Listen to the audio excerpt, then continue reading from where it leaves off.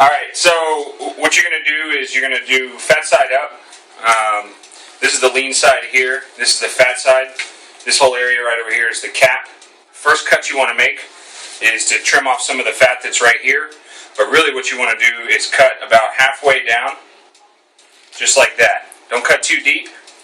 But what it's going to do is it's going to tell you where the fat stops and where the meat starts. And then you just want to kind of take and trim all the fat away from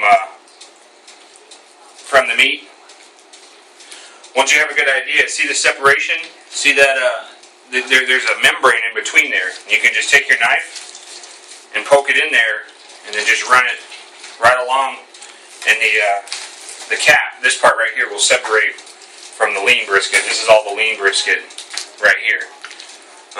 This is what I make the chopped beef out of. This is what I slice for people to eat. So you just take it, and you want to try to trim as much of the fat off as you can, or at least I like to. And then that's that right there. So then you would just take this and start cutting it.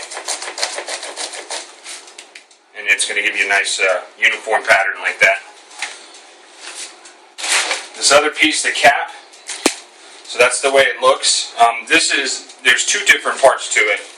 And basically what you got to do is find out where they separate. So on this one, if you cut it, you got to start paying attention to the grain. Some of the grain is going to be going this way, but then it's just going to change directions and start heading the other way. So just start trimming fat off until you can find the grain of the meat. So now I'm getting down into the grain of the meat.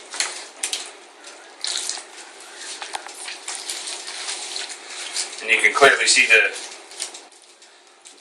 the meat, wow, that's hot. Oh. So it's going there, but it's going to change directions and start doing some funky stuff here at the end. So what I do is I just cut that off.